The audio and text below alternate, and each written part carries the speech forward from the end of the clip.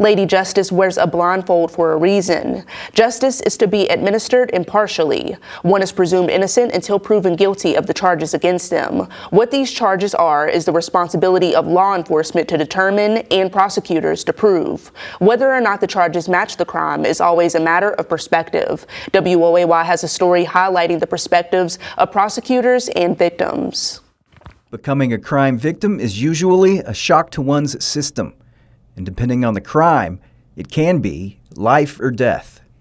I was sitting in the driver's seat and the bullet hit the back top of the back door. The metal stopped it. Had it went through, it would have hit me straight in the head. It was about 6 inches from my head.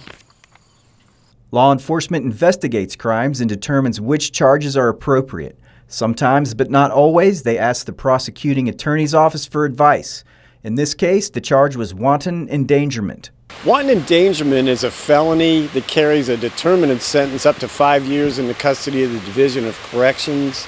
It's basically where your behavior puts people at risk of serious bodily injury or death. However, as is often the case, the victim disagrees. She would prefer to see an attempted murder charge. Once I saw the gun, I took off and tried to leave, and he physically ran across the parking lot shooting at my truck.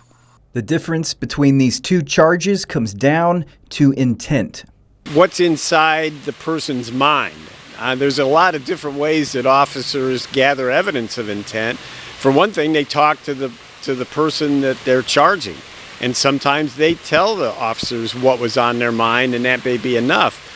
Other times it's circumstantial evidence, and depending on how those circumstances line up, that makes the difference as to whether or not it's an attempted murder or a wanton endangerment. Intent may be difficult to prove, and in a court of law, being able to prove something is beyond a reasonable doubt necessary. And what we can prove versus what we think happened, what the victim thinks happened, are sometimes different things. After the crime, victims do continue to have a voice.